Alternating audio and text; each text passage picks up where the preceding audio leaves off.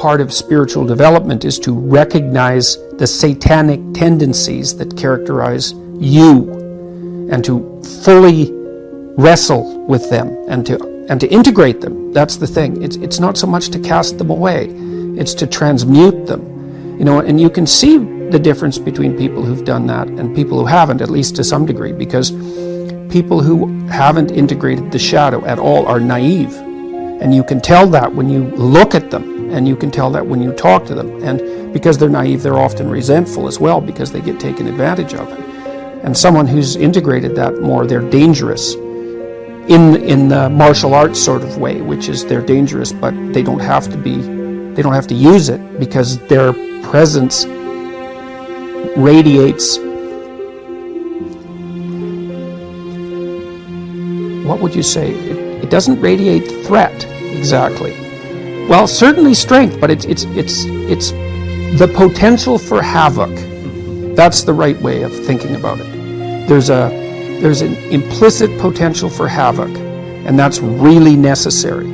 It's one of the things that gives people self-respect. This is an interesting thing about the integration of the shadow, because recognizing yourself as the locus of evil, let's say, actually, in some sense, gives you far more respect for yourself, strangely enough, because the same respect that you might have for a wild animal or even a monster.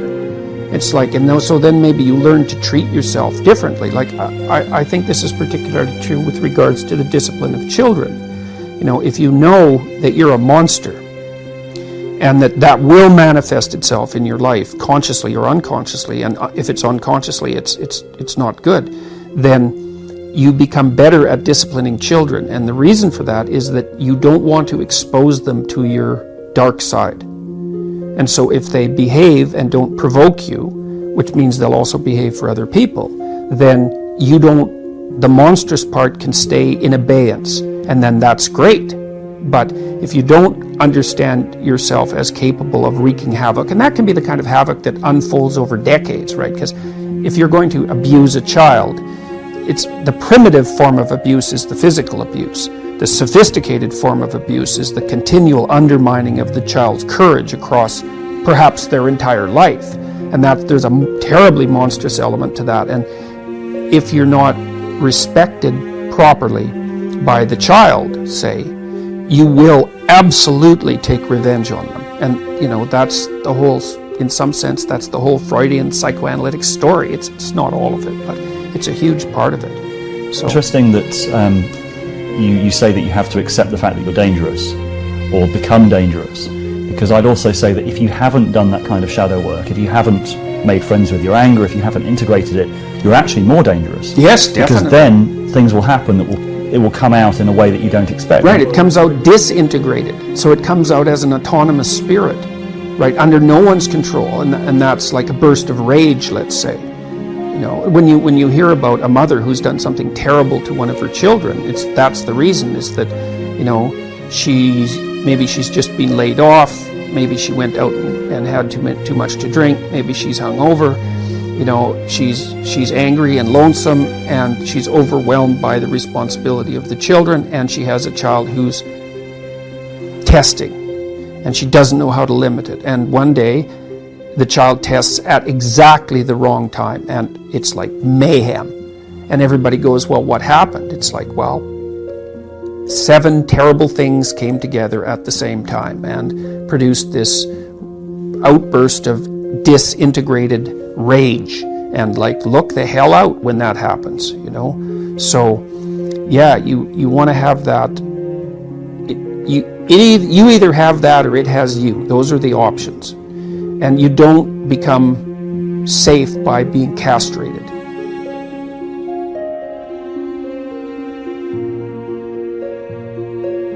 Well, what you want to do is face the dragon and get the damn gold. That's what you want to do.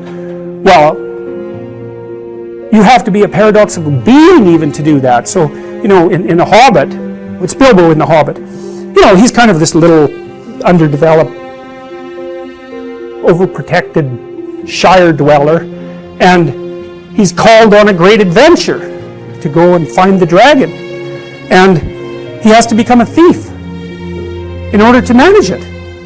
Well, that's pretty weird. It's like, well, it's because as a good citizen, he's just not enough to conquer a dragon. He has to also become a bad citizen in some sense. He has to incorporate the part of himself that's monstrous, let's say, and develop that and hone it.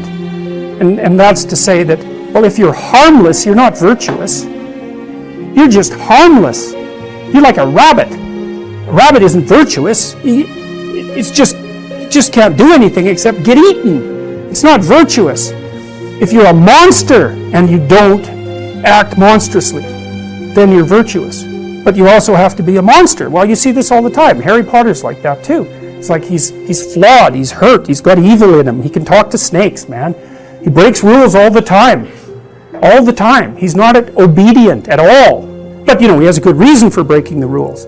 And if he couldn't break the rules, him and his little clique of rule-breaking, troublemakers, if they didn't break the rules, they wouldn't attain the highest goal.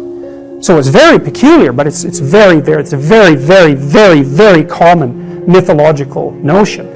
The hero has to be a monster, but a controlled monster. Batman is like that.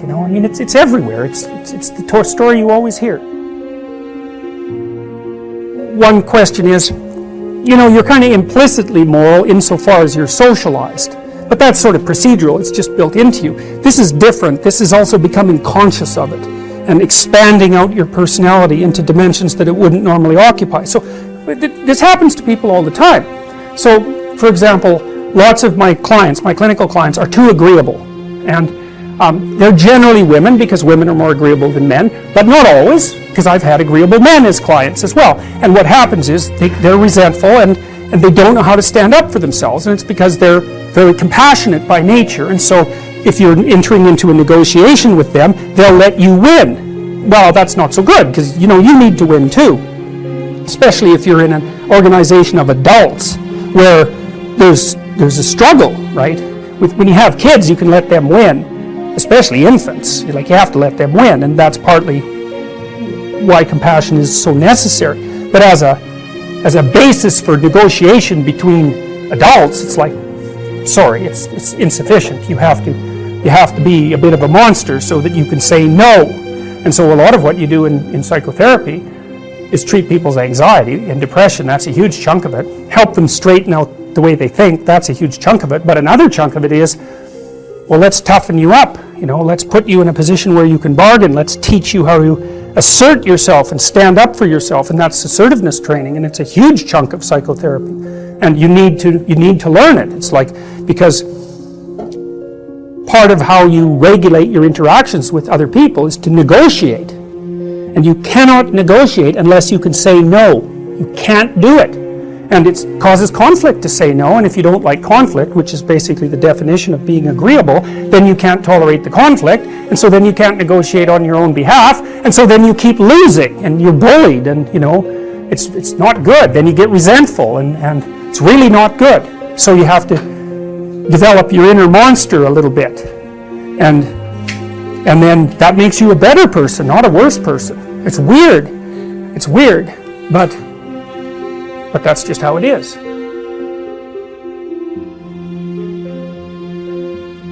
So the question is, why do people pursue rewards that don't produce this resonance? They don't have a value hierarchy. So Pleasure Island, it's a good example. Those kids that were brought there were lost. So they didn't have anywhere to go. They didn't have an identity.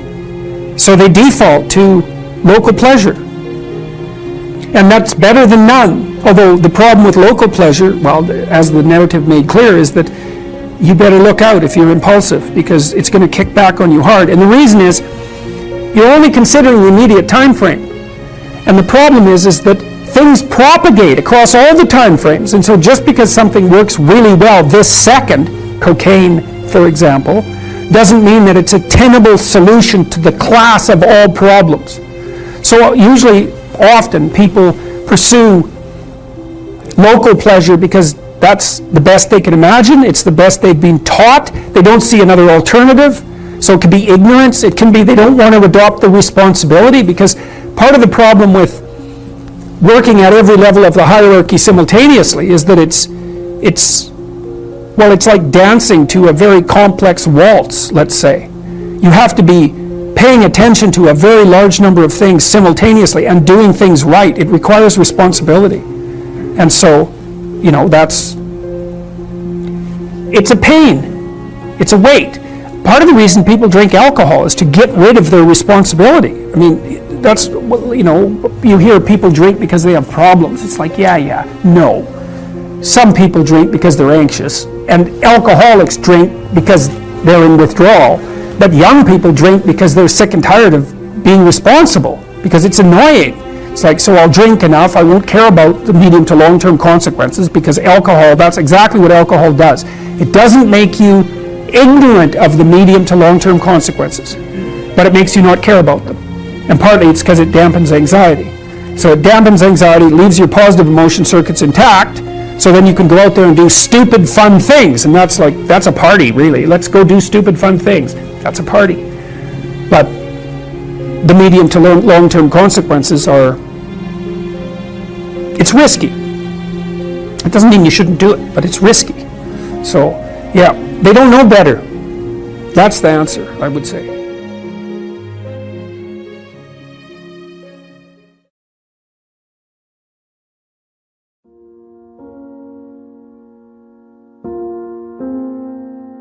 When I talk to people about doing the future authoring program, they often put it off, and it's not surprising because it's hard. But it's more than that. They think, well, I don't know how to write. I'm going to do a bad job. I don't really like assignments. I'm going to have to do it perfectly. I need to wait till I have enough time. And one of those is enough to stop you cold, and all 5 of them, you're just done. And so I tell people, do it haphazardly, a tiny bit at a time, and badly, because you can do that.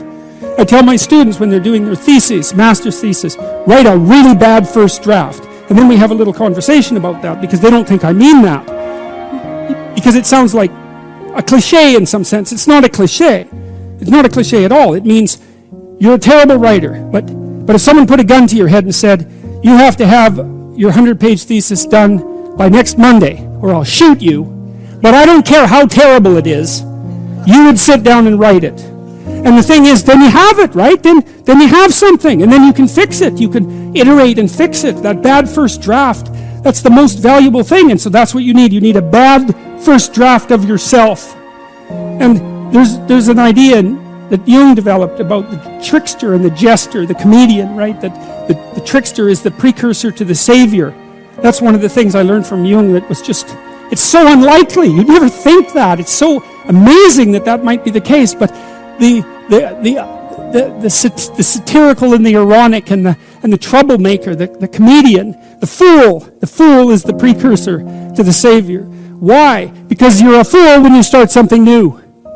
And so if you're not willing to be a fool, then you'll never start anything new, and if you never start anything new, then you won't develop. And so the willingness to be a fool is the precursor to transformation. And that's the same as humility. And so if you're going to write your destiny, you can do a bad first job. You're going to get smarter as you move forward. That's the thing, is that, so something beckons to you, that's what happens here. Maybe the star that Geppetto wished on was the wrong damn star, but at least it was a star, right? At least it was in the sky. At least it moved him forward. And so you say in your life, well, something grips you and fills you with interest. And you think, well, should I do that? And the answer is, if not that, then something. What if it's a mistake? It's a mistake. Rest assured. What do you know? You're going to stumble around, right? And what's going to happen is this. You're going to not stay in stasis. You're not going to wander around in circles. And I see people like that. They said, well, I never knew what to do, and now I'm 40. It's like, that's not so good. That's not so good. And you might say, well, and there is a literature, too, that suggests that people are a lot more unhappy when they look back on their lives about the things they didn't do than they are about the mistakes they made while they were doing things. And so that's really worth thinking about, too, because there's redemptive mistakes. And a redemptive mistake would be a mistake that you make when you go out and try to do something. You think, okay, I'm going to try to do this. And you're not good at it. You make a bunch of mistakes. It's like, well, what's the consequence? If you pay attention, is you're not quite so stupid anymore. That's the thing, is you've been informed by the results of your errors. And so what happens is, you follow the beacon, you follow the light. And you're blind, so you don't know where the light is. It's dimly apprehended only, and you're afraid to follow it. But you decide to take some stumbling steps towards it. And as you take stumbling steps towards it, you become illuminated and enlightened and informed.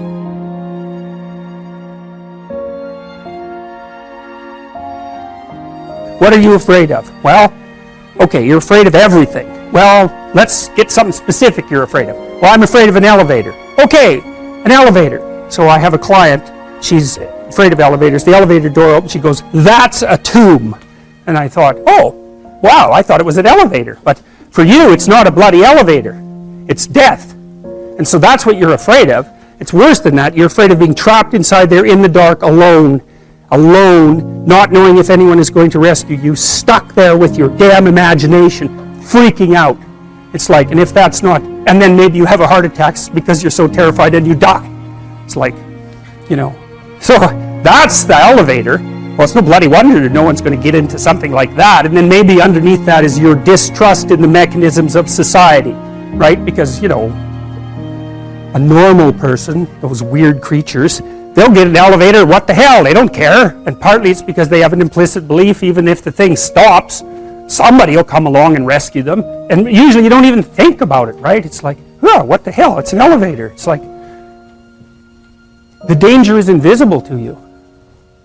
And it's partly because you implicitly trust the structure. And so maybe you go into the unconscious presuppositions of the person who is terrified of the elevator and the subways, and you find out they have a real problem with trusting authority. And that's partly why they don't get along with their husband, and why they've never been able to stand up for themselves. So then you say, okay, well, you're afraid of the damn elevator, but it's not an elevator, it's a tomb. And the tomb is partly you, and it's partly the elevator, and partly your unconscious mind. And so, well, what can you handle? Can you go and look at an elevator from 10 feet away? It's like, yes. Okay. How about 9 feet away? Yes. 5 feet? Yes. 4 feet? No. Okay, no problem. 4.5 feet. We're going to go from that elevator. We're going to look at the damn thing until you're bored of it. Because that's what we're trying to... You should be bored of the elevator. Because then you're not afraid of it, obviously. It's like, it's an elevator. You just don't notice it, right? So... this week they're 4.5 feet from the elevator. Next week they're a foot from the elevator. And the week after that, the horrible gates of hell open and they look inside and they don't run. And so, hey, they're tougher than they thought they were. And that's what you're teaching them, actually. You're not teaching them that the world isn't dangerous. Because that's a stupid thing to teach someone. Bloody right, the world is dangerous. It's terrifying. And sometimes people they realize that. And the veil lifts. And they see horror everywhere. They see that. And then they think, well, I'm just a little rabbit. I'm over here in the corner. I can't move. I'm petrified. And then they can't move. They hide at home. They cower at home because everything has become a predatory domain. And so what you teach them is you're not as much of a rabbit as you think. And part of that is that you help them grow some teeth so that they can go home and have that fight with their husband that they should have had 25 years ago. And it happens very frequently with agoraphobic clients that you get them so they can go on the damn elevator and they can go on the subway and they can take a taxi. Maybe they learn to drive. Wow. They get some autonomy and then they're a little tougher, and so then they can stand up for themselves, and they go back and, like, their husband might not be very happy with any of this. Really, it depends on what sort of guy he is. If he's a real tyrant, he might be just perfectly happy that he's married to someone who, is afraid of her own shadow, because then she won't ever leave. And so that's a nasty little story, and believe me, it's not uncommon. So she gets tougher by facing what she fears. And what she finds out is there's a hell of a lot more to her than she thought. And that's really what happens when you do behavior therapy with someone who's agoraphobic. It isn't really that they get less afraid, it's that they get braver. That's way different. It's because brave is alert and able to cope. And you learn something. And so what happens then is the star moves. You move 10 feet towards it and you think, no, that's not right. I didn't get it right. It isn't there. It's actually there. And so then you see it somewhere else and you shift yourself slightly and you move forward. And that's what happens, is that you continue as you change. The thing that guides you forward moves. Right? It's like God in in the desert in Egypt, the pillar of light that you're following, it's moving. It's not a permanent thing. You move towards it, it moves away, it guides you forward. And so you say, well, is what I'm aiming at paradise itself? And the answer to that is no, because what do you know? You couldn't see paradise if it was right in front of you, but you might get a glimmer of it. And so you move towards it and you grow. And then the next time you open your eyes, you see a little bit more clearly. And that's what happens, is that just happens over and over, right? It keeps moving. And so you move like this. But the thing that's so cool is that all those zigs and zags, you say, and each of those zags and zigs is a catastrophe. I hit a wall, my God, and then I had to die a little bit, and I barely got back up. It's a phoenix transformation at each turn, and it's painful. But the thing is that even though you've traveled 20 miles, let's say, on that road, and you've only moved 3 miles forward, you've moved 3 miles forward instead of falling backwards, because that's the thing too, is that if you stand still, you fall backwards. You cannot stand still, because the world moves away from you if you stand still. And there's no stasis, there's only backwards. And so if you're not moving forwards, then you're moving backwards. And that's more of the underlying truth of the Matthew principle. To those who have everything, more will be given.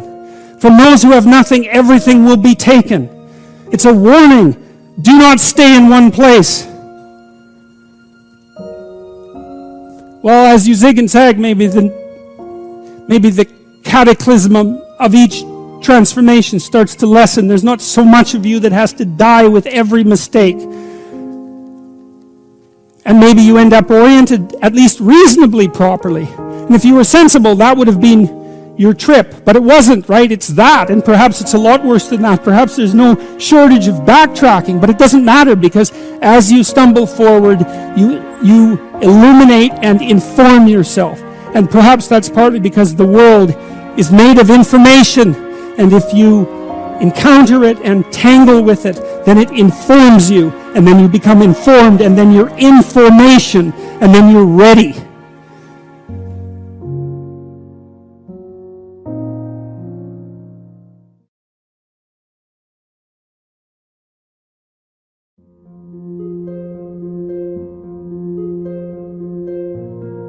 Because it could be that there are ways of being in the world that justify the world, and there are ways of being in the world that make the world unbearable. And I believe that the narrative that runs through the biblical stories is precisely a dialogue between those two types of being. And the optimistic part of the story is that being requires limitation and suffering. There's no escape from that. But there are modes of being that allow that to be perhaps even more than tolerable. Perhaps there are modes of being that allow that to be good. And it's a straight and narrow road. It's a very difficult road to tread. So I think, well, that's possible. You know, I'm not an optimist by nature, but that's one of the things that I've conceptualized and read about that I actually find plausible, because it's certainly the case. Everyone knows this, that there are ways that you can act that make things worse. Everyone knows that. And so if that's the case, there has to be the opposite, right? There has to be ways that you could act that make things better. And obviously you can act in ways that make things really way worse. And so the question is, well, are there ways that you can act that make things really much better? And I think that's the question, is can we have our cake and eat it too? Can we have the being that requires limitation and suffering, and also simultaneously transcend that by our mode of being? And I believe that the biblical stories, and perhaps not only the biblical stories, but the biblical stories are one of the human imagination's best attempts to address and answer that question. That's what the entire story is about. So the first of it is the catastrophe of the collapse of self-consciousness and the entrance of humanity into history. And the rest of it is, okay, now we're in history. Now we know that we're going to die. We know about our mortality. We're conscious of our own being. Is there a mode of acting in the world that allows that to be justifiable, or maybe even more, that allows that to be triumphant? And then I would also say, maybe it's worth finding out, you know. That's the other thing that's so interesting, because you've got this short time on earth, and there's lots of things that are very, very difficult to contend with, and you have the problem of tolerating yourself even in all your insufficiency. And one of the things that seems to me to be the case is that if you adopt a sufficiently profound mode of being, if you attempt to do that, then the mere act of lifting up that weight is enough to justify the fact that you're insufficient and mortal and bound by tragedy. And I believe that, and I believe people believe that, because if you watch how people act, they look for people they admire. And they do admire people, right? It's a natural phenomenon. You see it starting with children. Children admire and then they imitate. And we look to people who seem to be able to bear the burden of being in a heroic manner, and there's something inside of us that calls to that and that makes us want to mimic that and to follow it. And I think that that's the deepest and most profound of instincts, and I think it's right. And the notion that it was good, well, even if you don't believe that, and because maybe it's not as good as it could be, I would say it's incumbent on you as someone who participates in the process of furthering creation to act as if it could be good at least, and to further that with all of your efforts. Partly because what the hell else do you have to do that could possibly be better than that could possibly justify your existence more than that? And you know perfectly well, if you have any sense at all, if you think clearly about it at all, is that that's what you want to see in everyone else. You're desperate and maybe you're cynical, and now and then someone appears that acts at least momentarily like a light in the darkness, and that lifts your spirit up and gives you a little bit of hope and maybe helps you continue on. That's obviously a call to being. It's a statement from your own soul that says, well, there's something about that's how you should be. And maybe then, we get a chance to participate in what is good.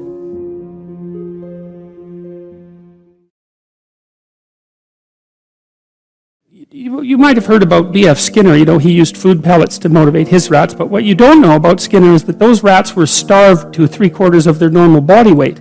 So they would work for food, man.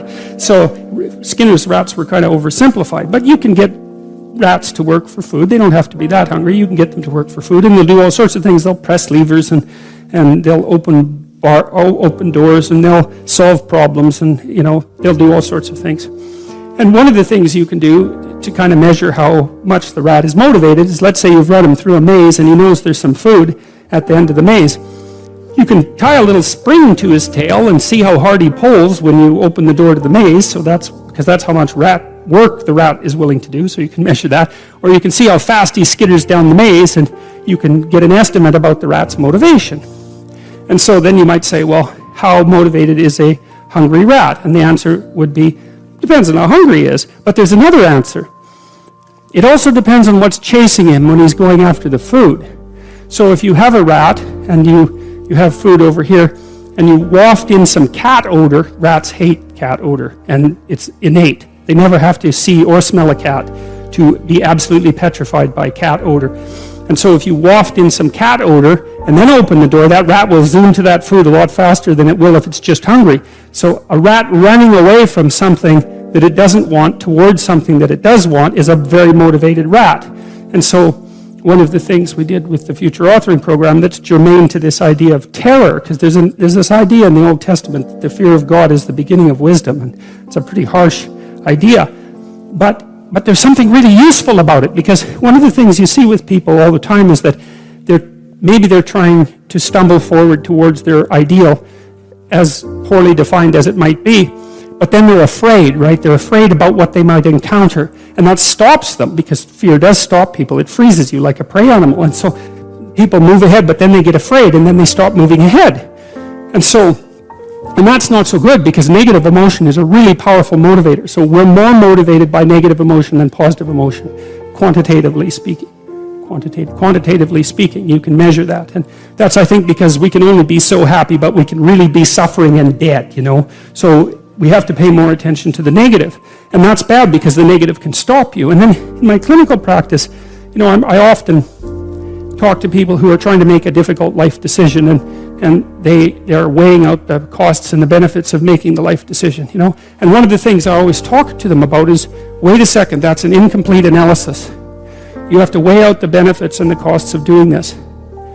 And you have to weigh out the costs and benefits of not doing that, not doing it. And that's not the same as the zero that you assume that you're starting with, right?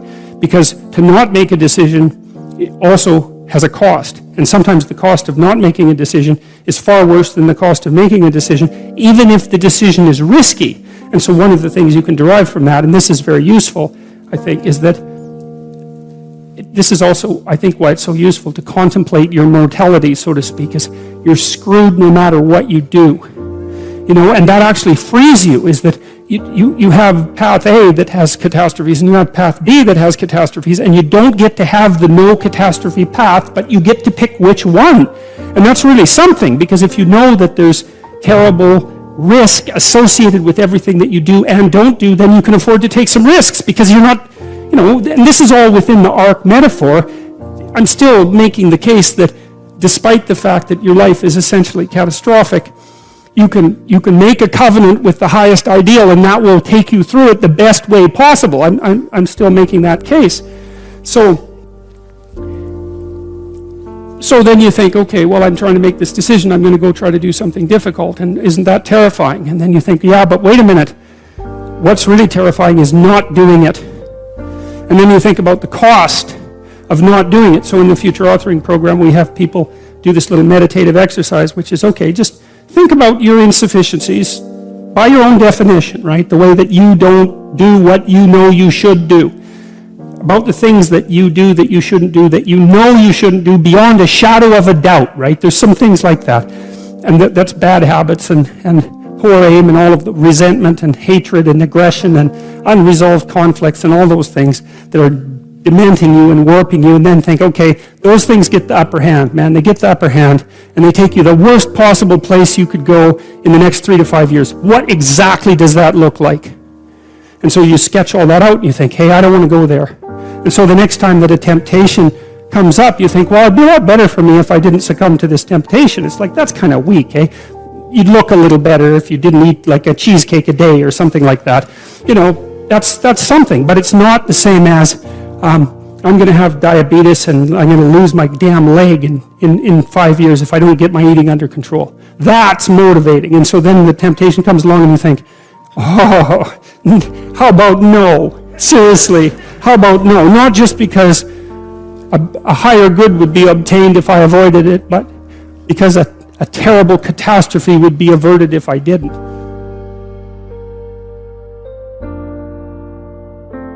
Well, so you want to get your fear behind you, right? You want to get it behind you where it's pushing you forward instead of in front of you where it's stopping you. And you get your fear behind you, pushing you forward by actually thinking through the consequences of not putting your life together. And the least of those is that you waste it and suffer, right? Because you're going to suffer anyways, man. So you waste it and suffer. That's a bad deal. Because maybe if you're going to suffer, you could at least do something noble and glorious and upright and powerful and honorable and admirable and helpful and difficult. You know, that's just so much better. And maybe that's good enough so that you think, hey, you know, little suffering, it's basically worth it. At least it's a way forward, you know. At least it's a way forward.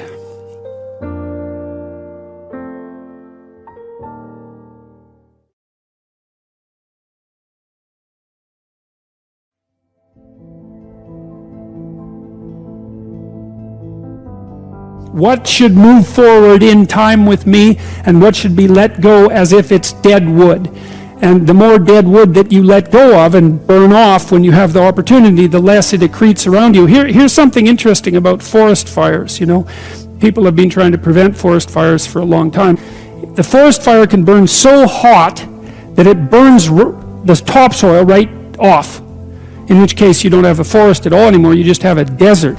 And lots of trees are evolved to withstand forest fires of a certain intensity, and some won't even release their seeds unless there's been a fire. And so a little bit of fire at the right time can stop everything from burning to the ground. And that's also a really useful insight, a metaphorical insight into the nature of sacrifice, right? It's also a lot easier to let go of something when you're deciding to let go of it, because you've decided yourself that you're done with that. It's a weak part of you. It needs to disappear. You do that yourself, it's much better and much easier than it is if it's taken away from you forcibly, in which case you're very much likely to fight it. There's another interesting thing here, a motif that runs through the entire Bible. It's a very, very powerful motif. And it's partly associated with this idea of walking with or walking before God. And, you know, in the New Testament, Christ says something like, thy Father's will be done. And he means that will should be done through him. And so, I won't be able to state this exactly right, but it's something like this. You know, a lot of what people regard as their own personalities and are proud of about their own personalities aren't their own personalities at all. They're useless idiosyncrasies that differentiate them trivially from other people. But they have no value in and of themselves. They're more like quirks. I remember once I was trying to teach a particularly stubborn student about how to write. And she had written a number of essays in university and got universally walloped for them. And the reason for that was she couldn't write, really at all. She was really, really bad at writing. And so I was sitting down with her trying to explain to her what she was doing wrong. And she was being very annoying about it, very recalcitrant, very, very unwilling to listen. That was a pearls before swine thing, you know. And at one point she said, I can write perfectly well. The university professors just don't like my style. And I could feel my hands creep towards her neck. Yeah, well, that'd be funny if it wasn't true, but it was also true. You know, and I thought, what the hell's with you? You can't even write, and you think you have a style. And not only do you think...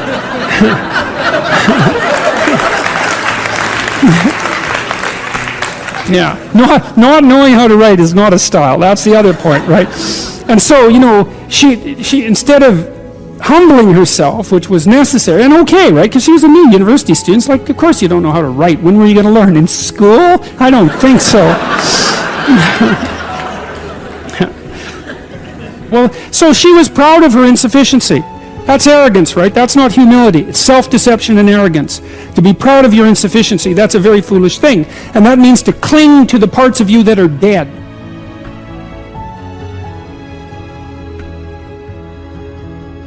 Back to the walking with God idea.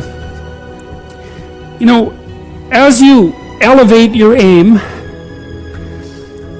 you create a judge at the same time, right? Because the new ideal, which is an ideal you, even if it's just an ideal position that you might occupy, even if it's still conceptualized in that concrete way, that becomes a judge because it's above you, right? And then you're terrified of it, maybe. That's why you might be afraid when you go start a new job, right? Because this thing is above you and you're terrified of it and it judges you.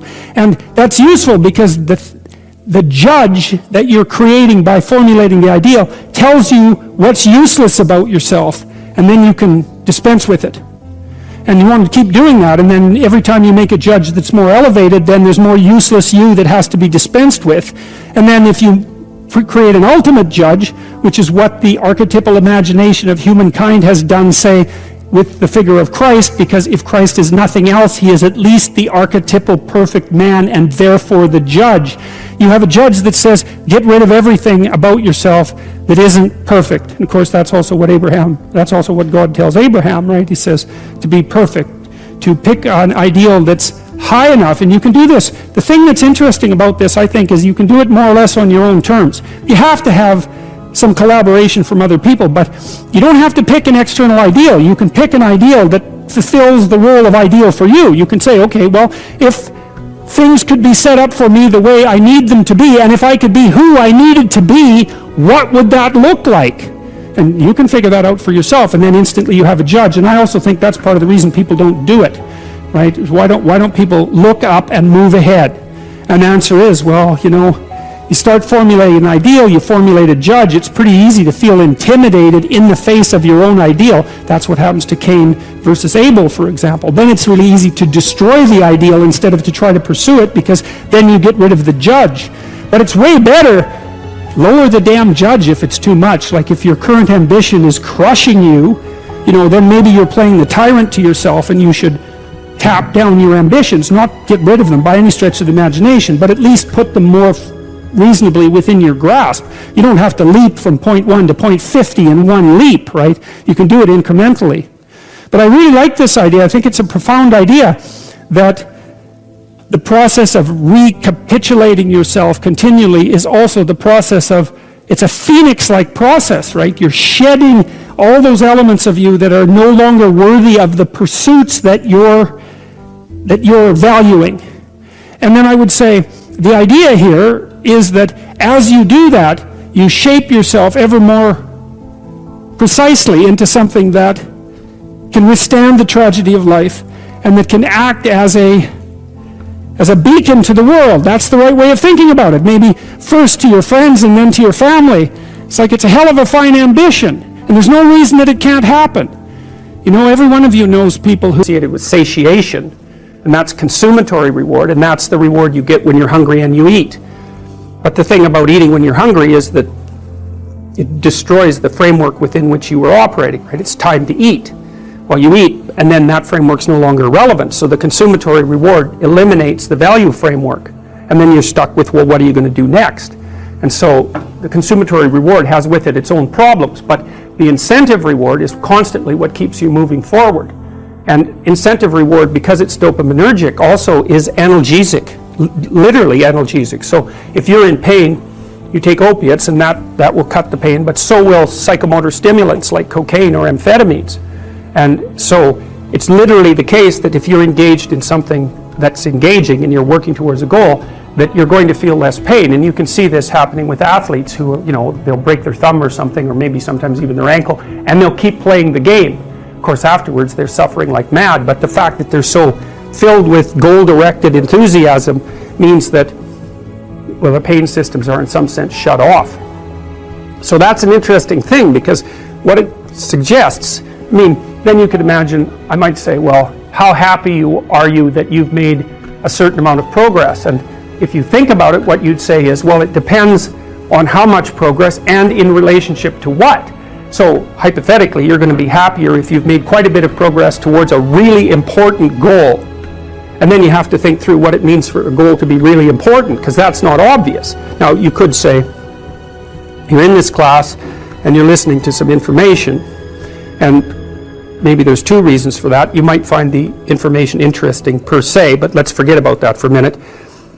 You need to listen to the information so that you can do well on the assignments, so that you can do well in the class. You need to do well in your classes so that you can finish up your degree. You need to finish up your degree so that you can find your place in the world. You need to do that so that you're financially stable and maybe you can start a family and have a life, and that's all part of being a good person, something like that. And so that's a hierarchy of goals, and you might say that being a good person would be the thing, however vaguely thought through, that's at the top of that hierarchy. And then when you're doing things that serve that ultimate purpose, then you're going to find those more meaningful, and that meaning is actually produced as a consequence of the engagement of this exploratory circuit that's nested right down in your hypothalamus. It's really, really old.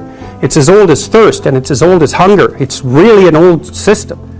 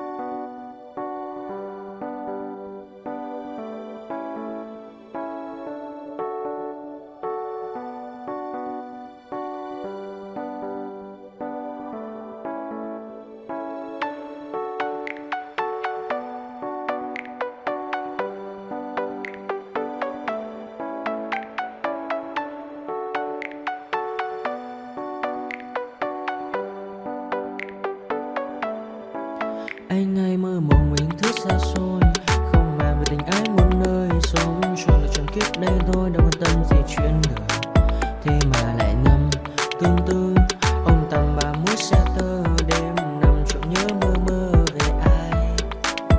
Thì ra anh yêu rồi, từ ánh mắt nụ cười, từ đôi môi gọi mưa sao xuyến lòng anh. Thì ra mê em rồi, ngày hay đêm ôm lời, chỉ nghĩ đến em thôi, đó là do anh đã yêu rồi, anh đã yêu rồi, anh đã yêu rồi. Oh, oh, anh đã yêu rồi, anh đã yêu rồi, anh đã yêu em mất rồi.